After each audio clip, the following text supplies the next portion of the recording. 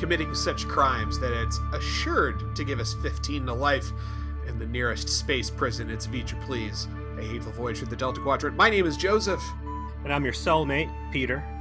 Peter, everyone has started to really enjoy your exploits in VR. So I don't know about that, but I certainly am. Well, this is our show, so that means we get to just voice this on our listeners. So before we talk about anything else, the floor is yours. Tell us of your VR tales. All right, so up to this point, I've been using the trailer deck, aka the Oculus Quest, as mostly for gaming. But I dipped my toe into some social stuff with it, which was miserable. But I've circled back around. There's two big things out there. One is the Big Picture, which is a neat way to watch movies with friends. The other is this program called VR Chat, which is like... Oh, God. Did you experience VR Chat at all? I know exactly what VR Chat is. VR Chat is the layer of hell just below Xbox Live. That is right? Correct. Yes, absolutely. Completely fucking miserable. But I was like, all right, let me poke around this thing a little bit more. And I found that once you get away from all the weeboo teens, right? Let's just lump it all together as the sex, right? Degenerates. Yeah. Filthy degenerates. But I start poking around and I'm like, all right, well, there's got to be some shit out there. And I find some pretty cool cyberpunks, worlds. Each different server or map is called a world, and I'm poking around. And I'm like, I wonder, let me move away from these crowds and start doing some of my searches. And boom, there I am. I'm in a recreation of Janeway's Ready Room. And I'm like, now this is fucking cool, right? Like this might not be a bad place to replace a Zoom call if you want to play catch up with a buddy. And I look more Star Trek, and I see that somebody has, and I'm not sure what the technology is here, but they have ripped all of the Voyager interior levels out of the old Raven software game, Star Trek Elite Force, into this. And it's all like appropriate ID Tech 3 engine rendering. And it's just all this stuff blatantly ripped out of this video game there for me to walk around with in full 3D. And it's badass. And I don't know what the best applications for this stuff are, but if nothing else, just a walk down memory lane of playing these video games and being in this Trek environment in 3D without actually installing the game is pretty magic. And I don't know, I'm scratching my head thinking of the right way to handle this. Other than, one of us being Janeway and the other one being Chakotay and us having failed game spit at each other. But I think there's a cool way to socialize in there somewhere. And I got to put my finger on it. But maybe before we wrap the show, you and I find a way to do some kind of intro for one of our episodes utilizing this newfound glory. It unlocking vistas of my mind of what we could accomplish as a team. Cyber skits? I mean, there's good and bad in that. You might be touching Pandora's box, and we might want to stay I don't know. We've already had enough technical faults, maybe. And on that note, allow me to explain something that will no doubt be on the minds of most of our listeners. Listeners are like, hey, where's season 7, episode 12, Lineage? Yeah, where is that? What happened? Well, it's my fault. I'm just going to cut to the chase. It's this guy's fault. And it's because we recorded that episode last week on our usual time. And a couple things were confounding factors. One, I was just kind of like cranky and pissed off and was not enjoying the process. And two, your internet shit out on you halfway through and you came back into our recording on Zencaster. And I'm like, oh, it'll be fine. We don't have to create a second file. Narrator, it was not fine. The end result was I got a garbled second half of your audio that I couldn't save. And the episode ended up being kind of difficult to do a fun podcast about and wasn't a really enjoyable recording experience to begin with. And we just, as you put it... The result, I believe, is what you refer to in the Star Trek podcasting biz as Lost in Space. Yes, that one is in the ether, never to the return. Here is a quick and dirty review of Lineage, since we did watch it. It was pretty good. Good, probably the best Tom Bolana content that you have gotten on the show, aside from the one scene where they died when they were secretly clones and Potsy was murdering everybody. Fuck you, Uh, Potsy. there is a strong emotional moments when it comes to Bolana and the doctor accepting the role as Bolana's as the godfather of Tom and Bolana's child. You noted, of course, that all of the we just got pregnant, oh my god stuff is very stereotypical because it's extremely true. Yes. And otherwise, I think we reflected on the reality that it was a good reason. It was a good example of why we're not going to review DS9, because it's really hard to crack funny jokes about an overly serious episode of Star Trek. Does that about summarize Yeah. it? Whereas 1159 told a story that wasn't necessarily a Star Trek story and did it without really doing it in a Star Trek way, I thought that Lineage did a great job of telling a Hallmark family story, using Voyager the right way, touching on the cast members the right way. Special shout out to the very, very dark path that B'Elanna goes down when she violates the EMH, reprograms him. So he lies to her husband about why this cosmetic genetic engineering needs to take place. And as you already mentioned at the end, kind of the mending of bridges between B'Elanna and the Doctor when she invites him to be the Godfather instead of that space rat Neelix or Chakotay. It's a very emotional moment when the EMH accepts it. It's a big growth point for him to be really acknowledged by the meat bags as family, and for B'Elanna, who has been victimized more than anyone else on the ship by AI, to bring something that is often murderous and evil into her family as a close affiliate of her child. So a lot of good in there. And yeah, it was a good episode of Voyager that was a mostly boring podcast, to the point where, because I certainly, as a late 30s white dude, when you as a late 30s white dude can't reflect too heavily on personal experiences of biracial households, Yeah. I I think the majority of the episode was us talking about Aliens Fire Team, which is great and has a lot of really good lore. Go check it out if you like Aliens. There's some really cool colonial stuff going on in there, and air fryers are amazing, and you should totally buy one. Yeah, I would completely agree. That the content from that podcast ranked would be your review of Aliens Fire Team, you informing me about air fryers, and then like us reflecting on Parenthood, which really was you reflecting on Parenthood. So you're Mm-hmm. not missing anything. Instead, we uploaded our episode that we did for our patrons on Battlestar Galactica, which was like way better. It's like twice as long and 5 times as better content. So you're welcome. And there's a review of Lineage. Pretty good. You should watch it, but just be prepared for some very special episode-y flavor to it. And speaking of episodes with a very special episode-y flavor to it, what did we watch this week? 2 for 2, man. Season 7, episode 13, Repentance. This is so easily carbon dated from its era, because I remember the early 2000s being the is capital punishment bad discourse kind of period, like it's striking how this question, and this is what this episode's about, right? Like the ethics and morality of a justice system that allows for capital punishment. This is really the core of the episode, and this is so an early 2000s United States specific political discourse that was happening then.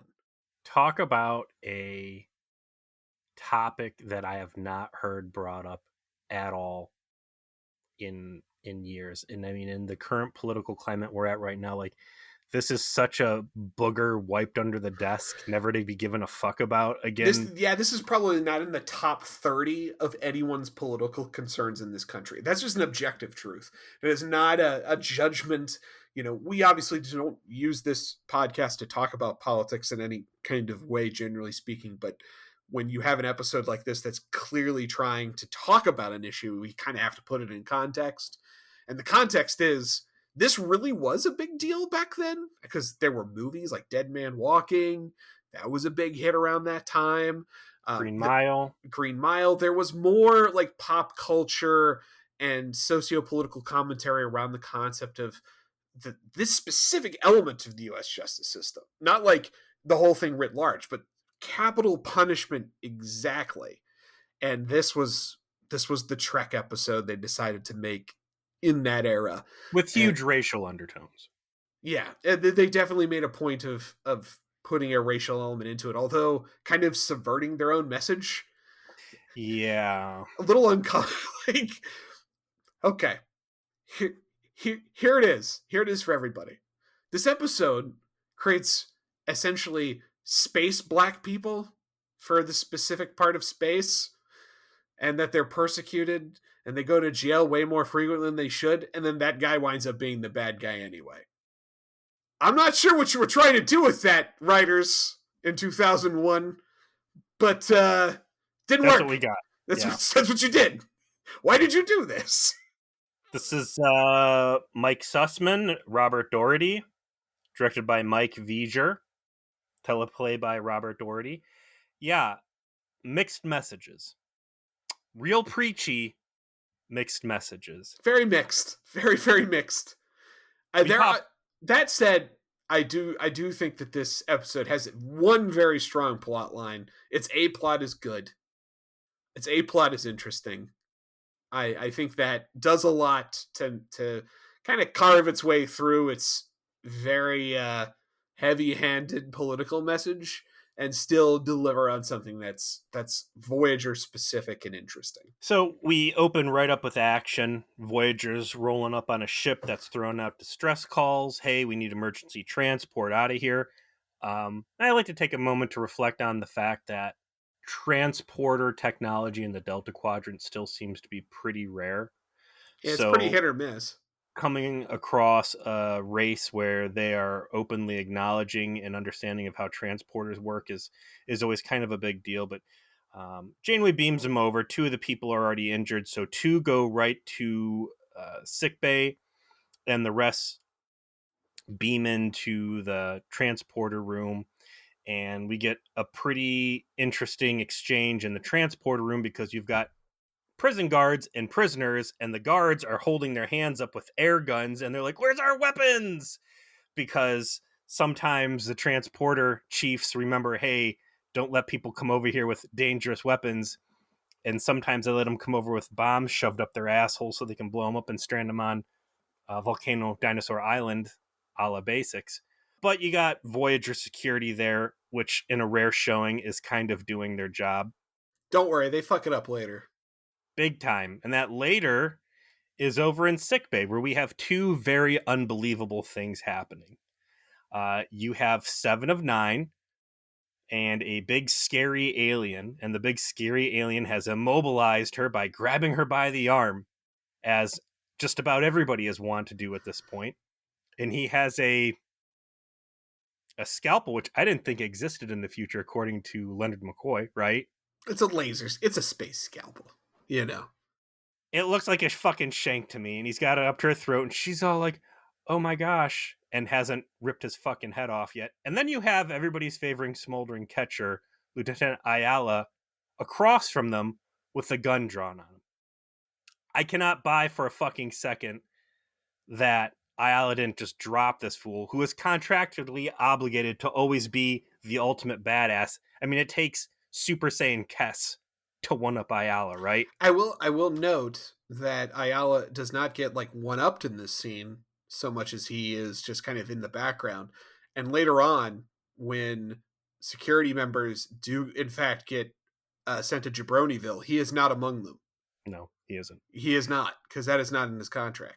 I will say that 7 does redeem herself. And 7's been clowned on several times now, the last being, what was the holographic war prior to the Hirogen episode? What was that called? Oh, In the Flesh? No, Flesh and Blood. Yeah. Whatever, the one where she is the doctor. The silliness of her being damseled comes to a very abrupt end when she has enough of this bullshit. She looks Uh, like she's had enough of it from the start, and she's just kind of annoyed. Like, you never really get a sense that she feels endangered. She's just like, maybe, okay, I'm going to give you a few seconds to convince this guy to stop before I, like, violence him. All right, you failed. mhm. Fuck you. All right. Like, you never. EMH gets in there like trying to diplomacy the thing, and I don't know. I think she punches him in the dick and then gives him a fucking a stone cold stunner or something. Yeah, I mean, pick that one up from the WWE episode, right? Like, Yeah, just yeah. using those skills. hmm She's got that eidetic memory. She remembers exactly how the rock bottom goes. So she knocks this fool off of him, and then easily my favorite part of the scene, the bad guy then moves over to take the EMH hostage in the exact same situation. At this point, Detective Tuvok has shown up on the scene, and he has investigated things and decided the best way to fix the problem is to shoot the bad guy by shooting directly through the doctor, which was fucking amazing. So we find out as the dust settles what's going on, and Voyager has assisted this ship in crisis that is 3 prison guards and 8 prisoners, I believe. And the prisoners are being transported back to this alien homeworld. What should we call these aliens? They've kind of got this very like rigid nose, right? They have these features that kind of like look like armor plating almost. Um, what do we call them? You know, it's what where do they fall in the hierarchy of Delta Quadrant aliens? I think the makeup actually looks pretty good. It's not too much. Very interesting. They used an actor with a bald spot. You never really see that short of the EMH. And for this guy to have someone with my own bald spot issue, I'm always very cognizant of who else is losing hair out there in Tinseltown. I Same. don't. Good. I'm glad to hear. Misery loves company. Listen, listen. I held on to my hair longer than my dad. I still can fake it pretty well. So I take my wins where I can. My dad was completely bald by now, so Hmm. it's a W as far as I'm concerned. We've been teasing my. I've been teasing my daughter, telling her that when she turns 10, I'm gonna cut her hair off and put it on my head. And That's excellent dad torture. Well done. I said it as an offhand joke, and she has held on to this with both hands and terrified her. And I was like, "Well, listen, it's going to be fair. I'll buy it off you for a bowl of ice cream." And she considered it, but ultimately said that that's a bad deal. And I said, "You're right." It's good that she's able to assess risk Mm-hmm. and reward at an She early understands the age. currency of hair, so I've assured her it was just a joke. I was being silly. What is her Uh, stance on genetically engineering dinosaurs, though? Have you taught her on that level? she does like dinosaurs. We'll see if it holds up after we do our next Universal Studios run here. I don't know if I'm going to be taking her to the raptor encounter because that's a little intense, but that would certainly, I think, sway her away from wanting to play with Mother Nature. She would, in Uh, fact, stop to think if she should. That's good. Absolutely, I That's think so. good. Yeah, I mean, she showed good judgment and decision making on the hair negotiation, so I'm confident she'll know to let the monsters lay in the amber where they are. What to call these guys? You know, it's been so long since I've thought about anything regarding the death penalty. Like, uh, who was the bad evil camp in the old death penalty debate days of the '90s? Like this, the state of Texas probably executes more criminals than every other state combined.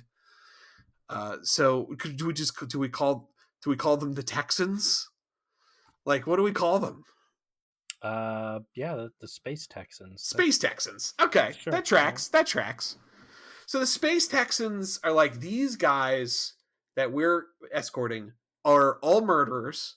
Some of them are multiple murderers, and the one that was had the scalpel 7 to 9, he's like Space Manson, right? Like he's the worst. He's the worst one. And boy, this guy playing him, he goes all in on the "I'm a crazy psycho murderer" thing here for the first act. He is he's dedicated to sparkle motion. I gotta give him props. He does Yes. this sort of like just straight crazy eye, I'm going to find your children and eat them kind of look to him the entire Literally, time. he Yeah, he literally makes threatens that threat.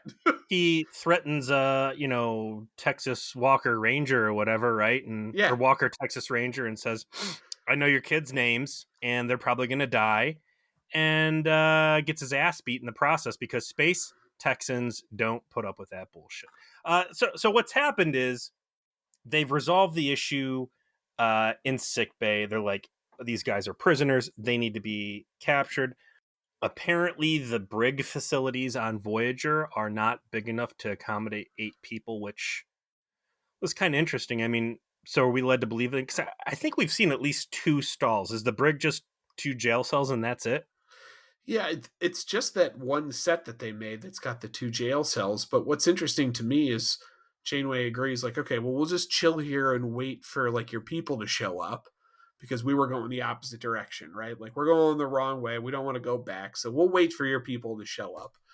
And they just like instantly convert one of the cargo bays into extra prison cells, complete with force fields and apparently like super metal, Great. grates, whatever. Like instantly, there's these 8 single bay prison cells. They Like, make it seem like this is just knock flats furniture that they've got stored up in the racks. yeah, The like cargo rack, and they can just get the space forklift, get it down, and IKEA these things together within a Ayala, matter go of down to IKEA, buy 8 cells to store murderers in from the Space Texans real quick. Just throw them up. It'll be fine. Joe, It'll look classy. what are your realistic options here? A, the IKEA space jail, which is what this episode title shall now be. Yes, IKEA Space Jail. Yes, agreed. Option B is to put them in suspended animation, And the which Juggalo Tech. Man, I wish we had 100 episodes ago come up with some kind of like tally board of like every time Juggalo Space Tech Jail would have been interesting or inhumane. useful. Great, yeah. Or C, which is clearly the most inhumane and unreasonable thing. That would have been just to go put them down in the holodeck. Put him in like a holodeck jail or just put him in like Sandrines. You have to interact with all of Tom's sex puppets. He's not using them now that he's married. So we wanna treat these guys humane, so we're gonna put them into fucking what was the Irish fucking Fairhaven? They'll get nets thrown on them, and the villagers will like circle up in time to chairs, and that'll be good enough. We understand you're all convicts, so please meet the most criminal of our white minorities, the Irish. You guys like murdering people here? Go buck wild. Yep. That would have been interesting. They like all show up on the holodeck and like you just like let Michael know in advance they're all a bunch of space murderers. Mm-hmm. He just like has the whole town regulate. Like just throw nets on them. It's super effective. Or just don't even tell them it's a holodeck and let them go murder their heart's content, and you can confuse. Oh god, like turn it into a saw. Like you go in, and you're like, ah!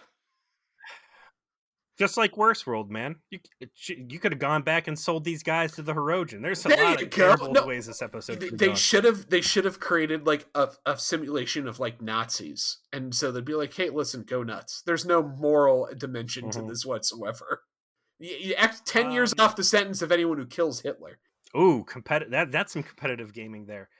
Yeah, there's no 10 years off anything here though. As you said, everybody is on death row, and they are going to die one way or another. So we enter some interesting plot points now, because of course the guy that got shot by Tuvok is now wounded, and he's going to require some patching up, and we start doing the 90s tropey, what's the point in giving medical attention to these people who are just going to die anyways, and that is all in the background to the bigger discussion, which is the crew is not happy with Janeway's decision to cooperate with a government system that still has a death penalty, because of course the Enlightened Federation has moved far beyond such barbaric things, and we strap ourselves in for a lot of hypocritical conversations, specifically coming out of the EMH about how uncomfortable he is with the concept of, where's it at here? Yes. and I quote the EMH, "Killing is wrong, no matter who." The Doctor, of course, being the main cast member who potentially, I think, has the highest body count at this point. Let's run through the gambit of all the times the EMH has either been willing to directly endanger life to the point of death, or was at a minimum an accessory to death. All right, let's try to count the ways. Well, let's start with the most pertinent example, which would be Flesh and Blood, where he kills the holographic Bajoran guy, who is clearly sentient, right? Right. So he's definitely not above killing a sentient computer program. He served quite famously as the Colonel Campbell to the uh, the ship murderer Lon Suter, and convinced him and ginned him up to go down to the engine room and kill as many of them as possible after he was trying to leave his murdering ways behind. He gave the administrator space aids in whatever the floating hospital episode was. He was Dr. Jekyll, Mr. Hyde, and Darkling when he was doing his will he or won't he murder someone there. I'm not even going to count the Dr. Evil episodes where he was not in his right mind. He was willing to nuke the Napoleon Dynamite space vampires from orbit at Chakotay's request. He went into the room with all of the people in Future's End and with a phaser and just like shot them all. I guess you could say that he knew the weapon was on stun, but he was still willing, certainly, to do violence and potentially endanger someone's life. If someone had a heart condition, they would just have died. Someone could have slipped and hit their head on a console, and the console could have exploded. Definitely endangered people's lives through his actions. So yeah, the EMH sitting here and telling me that killing is wrong, no matter who, seems a little silly. And there's certainly been enough other violence visited by Voyager crewmates, specifically Tom, who convict Tom keeps his fucking mouth shut through a lot of that because he also has a lot of blood on his hands, but he doesn't act like he doesn't. He also comes up with one of the more salient conversations, quite frankly, that happened in the episode in the B plot, which is what we'll get to, which involves Neelix losing some of his New Jack credit, unfortunately. But I'm Tom, shaking my head over here. That was a big step back. The A plot in this episode is the convict Ico. So Ico is a space Texan that is the main psycho. He's the main bad guy, and he gets his ass beat in by Walker, Texas Space Ranger, for mouthing off about eating his children or something. And the doctor's like, "Well, he's got an edema. We got to save his life." Seven, hey, listen, I know this guy threatened to kill you earlier, but kind of some of your nanoprobes, I want to fix this guy. The triumphant return of Borg pixie dust. Once upon a time, Joe, you had made a proclamation that once Seven joined the cast, every other plot was going to be resolved with her nanoprobes dubbed the Borg space pixie dust, and that's certainly not been the case. So seeing that being a major plot point here was a pretty big deal. That's definitely an L on my part. I think it was just one of those things where several prominent episodes make use of it, and it just ends up being something you conflate with all of Voyager rather than actual frequency in which it comes up. So this is more rare than I had anticipated, but here it is. And they go in and just randomly inject these nanoprobes into a brain they've never really researched, and wouldn't you know it, it kind of has some consequences they weren't intending.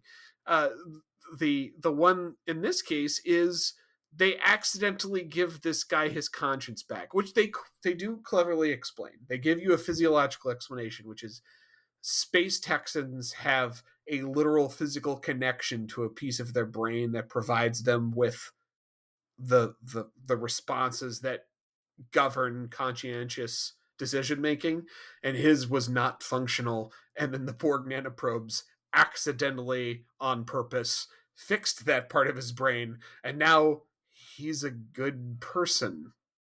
Oops. Yeah. So that's the angle we take here. Is we get into the nature versus nurture, in a little bit of clinical insanity sprinkled on just for fun. And it's got shades. Stevie was watching this with me, and she's like, "This has got shades of that it's not your fault if you're mentally ill sort of vibe to it. Mm-hmm. Is the your culpability based on your mental state, which I guess is a more sophisticated through line than just is capital punishment good or bad. Please please choose an answer. And that's what keeps me invested in this, right? There's not clear sob stories laid out, and the use of the nanoprobes correcting a physiological flaw, which becomes the foundation that the Federation participants' moral objections to this process gets built on. And I think there's enough meat on the bone here that it's able to carry the rest of the episode through. That, and also, let me pull up the main bad guy here. What's his name? Because I think this actor and the character end up being interesting enough that I want to give this guy due credit here. Yeah, he kills. Aiko is the character's name. Aiko, that's right. So he gets to do his heel face turn here, right? And he goes from being an absolute fucking psychopath who's doing chin-ups off the roof, right? He's over there showing Howdy Doody how the sweet deadlifts actually work. To someone who becomes a very soft, kind soul, soft-spoken, and incredibly guilt-racked for what he's done. Because once these nanoprobes fix his brain, he is hit with a flood wave of emotion and regret for everything he's done. This is where the title is coming from, Repentance, right? And I don't know what you did to me. He assumes that this is an intentional punishment by the Voyager crew, and he does not like it, and they kind of have to struggle and see why is this guy being affected this way.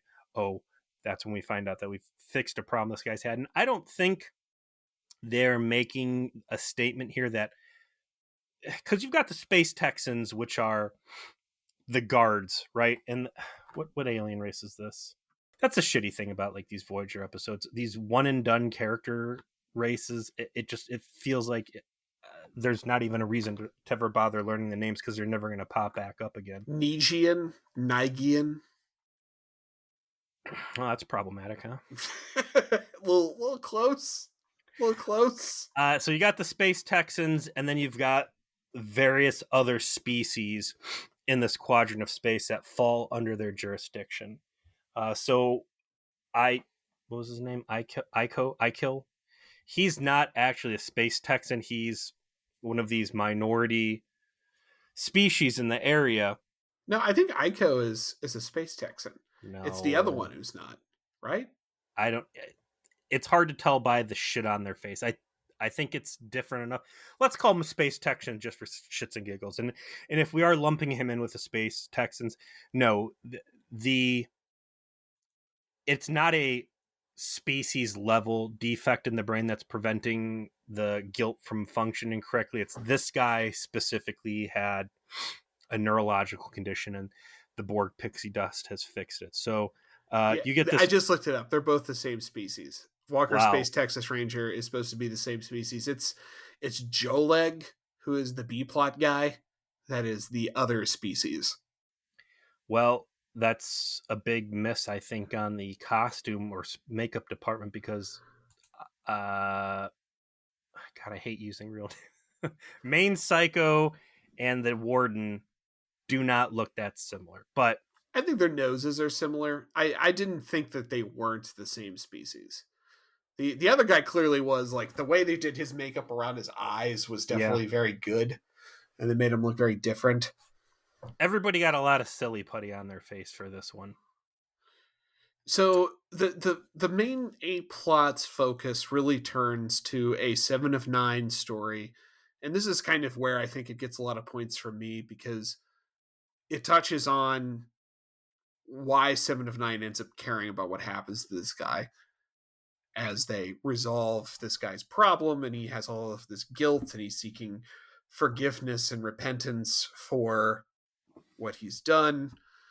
It's because it links back very much to Seven's own story, which is she was not in control of herself and engaging in mass murder and terrible actions, genocide, destruction of planets, stripping of other people's individuality. And she, as the show has very patiently established, has shown increasing regret and remorse and emotion for her role in those things. Last time we really touched on it heavy was when she woke the Klingassian Nazis up from their space sleep without waiting for the go ahead from Janeway, I think. Remembrance, I think, was the episode where they ran into the war memorial and she had a conversation with Neelix, where Neelix was, asking her about how she felt about the crimes, quote unquote, she committed. And she's like, I think about it all the time. Like, obviously, like it weighs on me each day.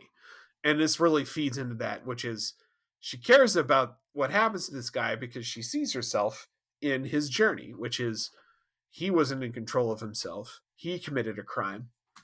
And ultimately, 7 of 9 gets to be redeemed. 7 of 9 doesn't get punished. She even says so at the end. Like, I killed thousands of people. I was never punished. This guy killed one person, and he's dead now. Spoilers. Yeah, spoiler. This guy is not a recurring character. Well, that means nothing in the world of Voyager. You're going to have perfectly living, viable, great potential crew additions that just never get to come on board again. Cough, cough, Dr. Pell. So she becomes like he becomes the wounded bird that she has in a shoebox, and she is going to nurse him back to health. Sticking with the A plot here, we'll talk about the B plot in a minute, but this guy's getting special attention right now because he had this medical condition. After Walker, Texas Ranger, and his Space Texans beat the fuck out of this guy, Janeway makes the decision, hey, by the way, these are now my prisoners until your people show back up.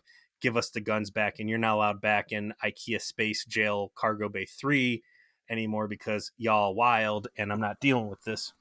So everything's being handled in accordance with Federation rules. As this guy's guilt really starts setting back, and he says, I don't want to be in the sick bay anymore. I don't deserve special treatment. This guy's got some real bleed through on his guilt, right?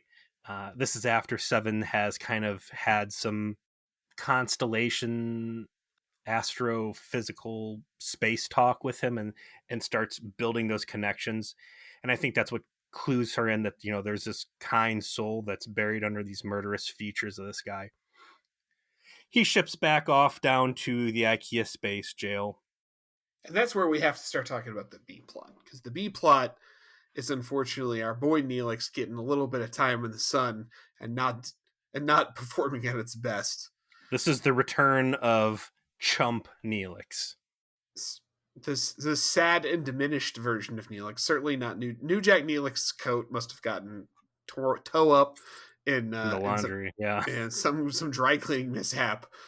And he's coming through with like a delicious sounding stew over rice pilaf for all the prisoners. I mean, the most appetizing meal I've ever heard Neelix talk about, and starts serving it to all the prisoners. And the other main prisoner that we talk about is Joleg. And Joleg is of the other race. I referred to them earlier as the parallel to space black people. They're a racial minority in this part of space that's controlled by the Space Texans.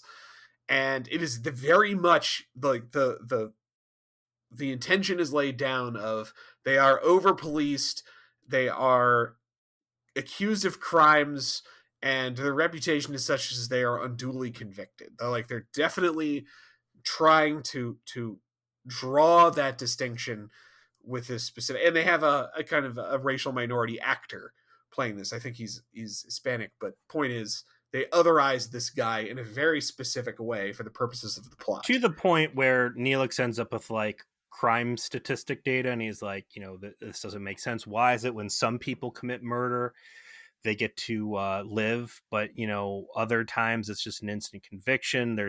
This guy comes across as very like, I am wrongly accused. He says like, I've been accused of this, but I didn't, it's because of my my race, not because I'm guilty. He doesn't even really say it that way. Like, He this doesn't is say he didn't do it. He just talks around it in a way it that paints a picture. paints a picture to the level of when B'Elanna was very clearly trying to sleep with Icheb until the last 2 minutes of the episode where she says she has not been trying to sleep with Icheb, right? Correct. Like, so they do a very good job with Joe Leg portrayal. He's not over there up in Neelix's face like, hey, this is bullshit, I was falsely convicted. He's just like, here's a lot of information, and they leave Neelix to make reasonable assumptions like this is a wrongful conviction, this guy has been falsely prosecuted, there's a lot of flimsy circumstantial evidence, this is a bad situation, and they do a good job building sympathy here, right? It culminates in him convincing Neelix to send a letter on his behalf to his brother. A very innocent seeming gesture, right? Like, can't help you get out from under this conviction, can't help you with your appeal. It is established in these conversations that the appeal process for a death penalty case is that the family of the person you murdered can let you off the hook. And this is where wealthy families can essentially settle restitution rather than having someone be convicted, which has its own parallels in U.S. justice. And there isn't much that can be done because this guy is poor. But hey, if you can let my brother know what's happened to me, I would appreciate it. He doesn't, like, Neelix is even like, hey, let me see what the captain can do to help you. And the guy's like, no, all I ask is you just let my brother know that what's happened, he deserves to know, right? He the amount of leading that he does to manipulate Neelix on the surface level here is like non-existent. It's not this guy is incredibly crafty and devious and shitty. It's just that chump Neelix is that much of a chump. He even has the dialogue with Tom, which Tom's trying to point out to him, like, bro, I have been to space prison. Multiple space prisons at this point. I'm a connoisseur of various prison foods, both within the Alpha Quadrant and Delta. All of the space prisons. I've been there. Everyone's got a story. This guy's conning you. He is conning you. And Chump Neelix, for whatever reason, can't see that his fellow convict Tom is trying to guide him, you know? And he buys into the story to the extent that he sends the letter, right? So the A plot and the B plot converge when Joleg's brother shows up in a space hoopty and starts laying down accurate fire on Voyager to try and pick Joleg up and roll out. Hammers the fuck out of Voyager. Voyager, which just pimp slapped half the Herosian fleet around like it wasn't no thing, is just sitting there while a shuttlecraft drops it to like 30% shields or something fucking ridiculous. Like, what is Tuvok? A speck of a ship. And speaking of Tuvok, his security team, like, we were watching it, and like, of course, power starts to fluctuate, and all the cells go down, and immediately, like, Stevie and I are like, oh, look, it's a bunch of murderers versus like 4 security guards with guns. Those security guards have no chance. This is Voyager. I mean, if unarmed Ferengi can defeat security guards, then hardened criminals are going to just absolutely waste these fools. It's not even going to be close. Yeah, that's exactly what happens. They just probably should have been a kill count here. Interesting turn of play for Star Trek Voyager. Yet another jailbreak episode. Rare to see Voyager as the jailing entity here for a change. We've got the prisoner escape. At this point, Iko, whatever, he has returned to his cell to sit with his peers in punishment and wallow in self-doubt and guilt. The force fields go down. We get to Jurassic Park. All the dinosaurs are loose scene. None of the Voyager people actually get stabbed because, network television, I guess. I don't know. This isn't Oz. Yeah, no one gets the shiv like it's HBO. Well, to be fair, people did get the shiv in the shoot, so Tuvok starts to slowly like take out some of the prisoners that are trying to escape. Aiko is quite obviously not attempting to escape. He's staying in his cell, and they're getting them one by one. But Space, a Walker Texas Ranger, and his homies corner a couple of them, but then he gets got from behind by Joleg, and they wind up going back into the prison to barricade themselves and try to negotiate using the prisoner. And there's some dialogue. Joleg is obviously quite murderous and knows exactly what's going on, that he's getting jailbroken by his brother, and threatens to kill Space Texas Walker Ranger. But that's when Aiko walks out and says, no, no, no. This guy whooped my ass, gave me a brain bleed. I want to kill him. The obvious double cross is obvious. And he flips the Glock back into Walker Texas Ranger's hand so that he can go boop, boop, boop and be like 10 times more effective than Tuvok ever is with a phaser, thus winning the day. This is where the episode wins. It's simple stuff here, but the interplay here where now Aiko has had an opportunity to redeem himself to perhaps his biggest critic on the ship, the Warden. Yeah, before this, there were attempts by Voyager and Seven specifically to get Aiko an appeal, and the Warden was not particularly receptive to that because he just doesn't buy the story that he's changed. But he's like lawful neutral. good. He's very lawful neutral. And he's like, I'm still going to show you how to do this, but I don't buy it. Yeah. Like, yes, the rules do provide for this, and I'll show you. The family doesn't want anything to do with it. And he's just like, yeah, these guys all suck. They all need to die. To the point where Janeway did mention, like, hey, your ship had escape pods. Like, why were you about to let everybody blow up? And he's like, these guys are so condemned by society that we were all willing to sit there and blow up with the ship than me lose control of these guys. So this becomes a real big deal. And I figured at this point we were just going to say, all right, well, this guy has redeemed himself and there's going to be some wave of the magic wand and Aiko is going to be able to go about his business and live happily ever after. But instead, I think the episode gets a nod of credit from me that they go the more difficult route and say, all right, now that he has won the support of the Warden uses his weight and actually facilitates this appeal with the family of the murdered victim that he the victim's family for the guy he killed. There is some pretty interesting dialogue while they're fleshing out the Space Texans judicial process, explaining why it is an impartial judge is not the best person to decide the punishment. I think the example they give is what if you smash this board game or something, to judge that's just a board game, but to you could be a valuable family heirloom, and who is he to decide? Like, and the value of life, right? Like the value of a life objectively is very different than if it was your son, Sure. So, it's flawed logic or whatever, but I do appreciate the writer's room putting the effort in to say, like, well, here's a semi-reasonable argument we can make in this. And it's also reflective of a real-life justice system. It's specifically Iran. Iran has this rule when it comes to capital punishment that the family of the murdered victim can actually forgive the death penalty. And there's actually been some pretty famous examples of that happening, and there's like video that you can see of the occurrence of like a family showing up to an execution, like literally someone's about to be hanged and decides to forgive him at the last second, so there is a something they drew from in actual history to do this. So I think that helped make it feel real. So we get a presentation of a appeal by Aiko to the family.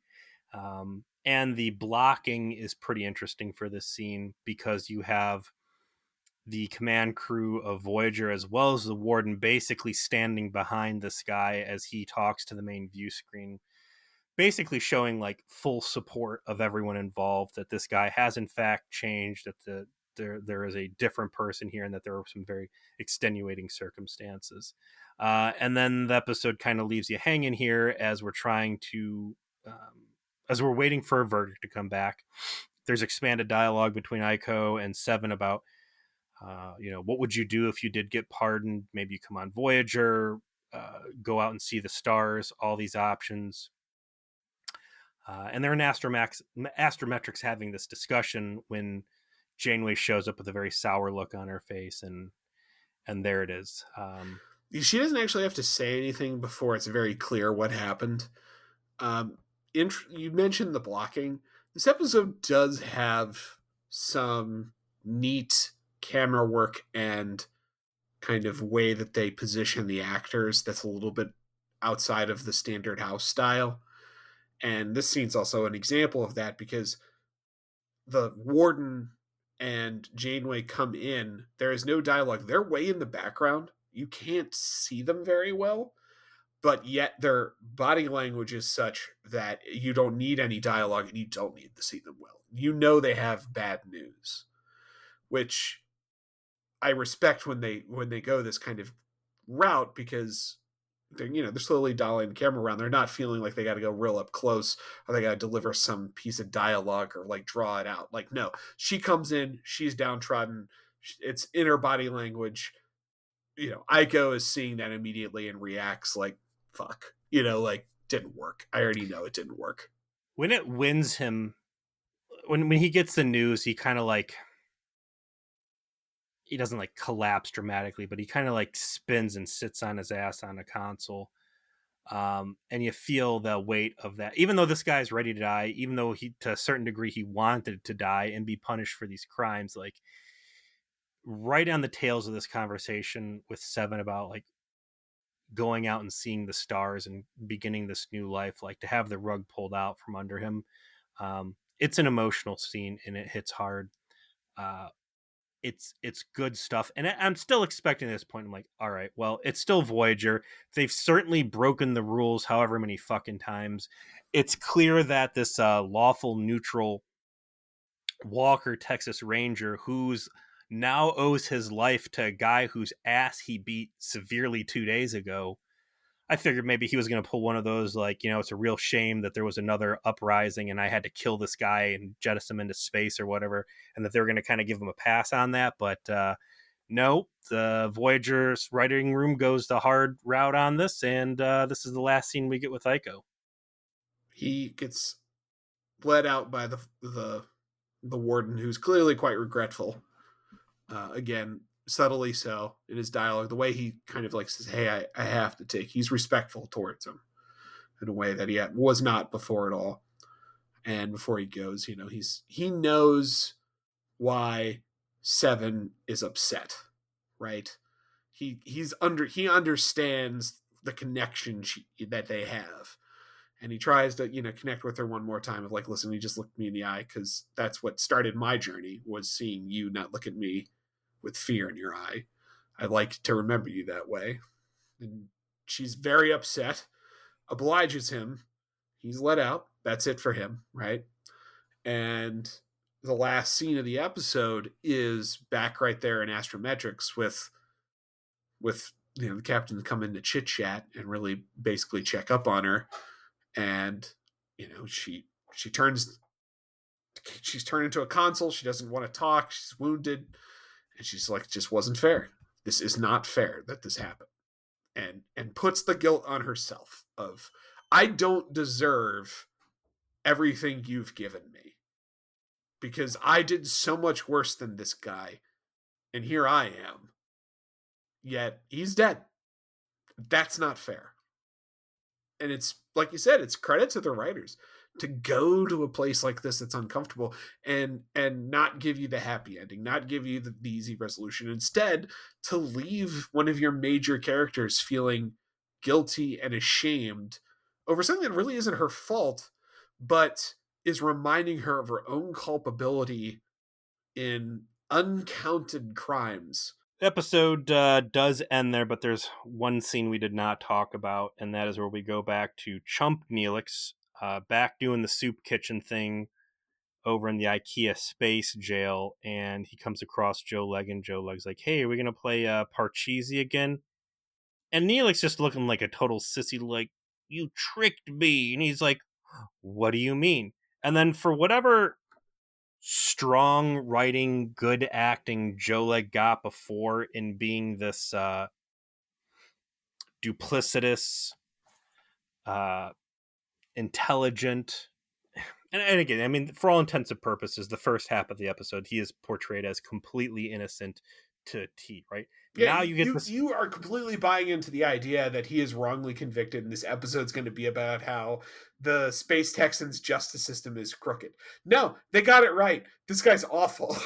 Like And his that, portrayal at the end here is like this two-dimensional cardboard cutout, like, oh no, it wasn't me. That wasn't my brother. Oh, my brain hurts. I need to go to sick bay, because if I go to sick bay like Icha or I kill, maybe I'll get an appeal. It's just like the most clown, insulting, like how much incompetence and shittiness can we pack into this guy in like a 5-second scene possible. And then Neelix looking disdainfully at him as he walks off. Like, it's as if Live Fast and Prosper never happened, and you've got this fucking adult baby nincompoop Neelix. It left a real bad taste in my mouth. And as we said before, like, for as good as they did portraying Joe Leg and kind of using him as the crux of this is a racist institution that is unfairly convicting and executing minorities, for the Red Room to suddenly be like, psych, this guy's a piece of shit after all. Tom was right.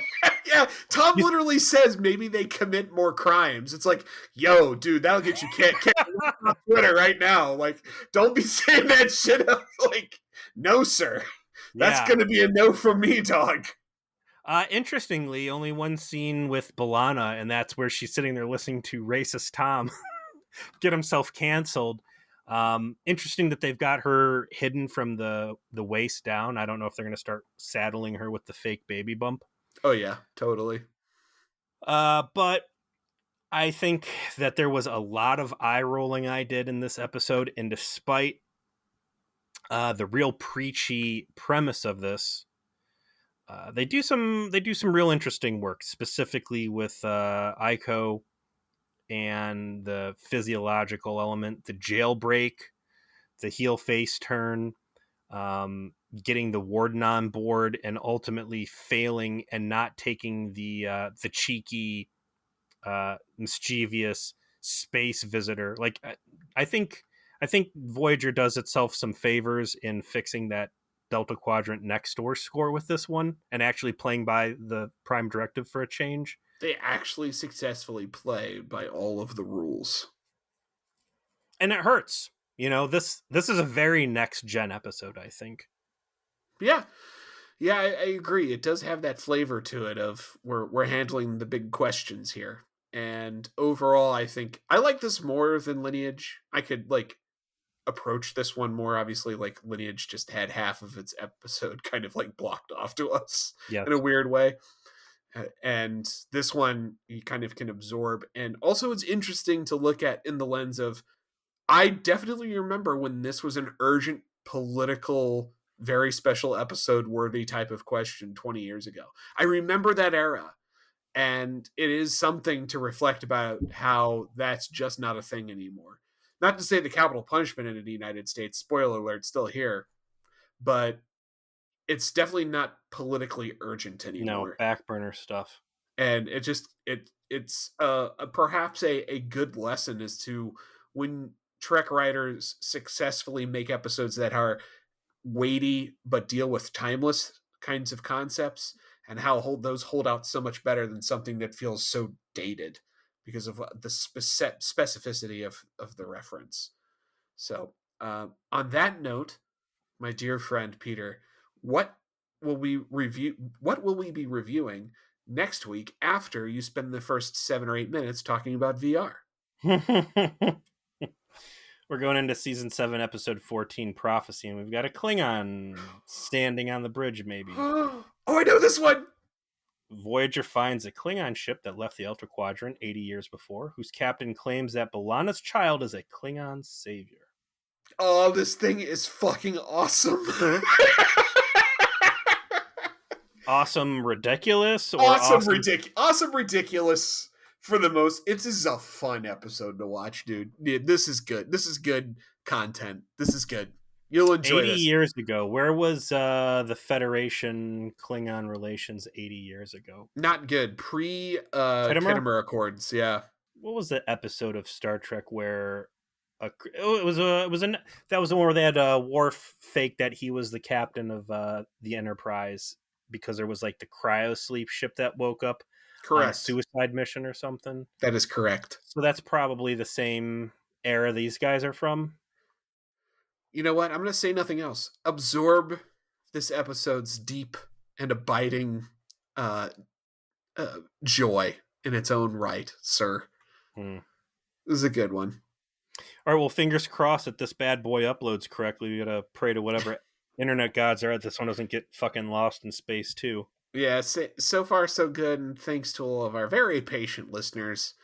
Sorry we kind of took a one way from you. But trust me, a good one to take. Yeah, trust me when I say you're not missing much. Probably was going to be in my bottom 10 we ever did when it went up. So, but for real though, Aliens Fireteam Elite, get it. And we'll see everyone next week.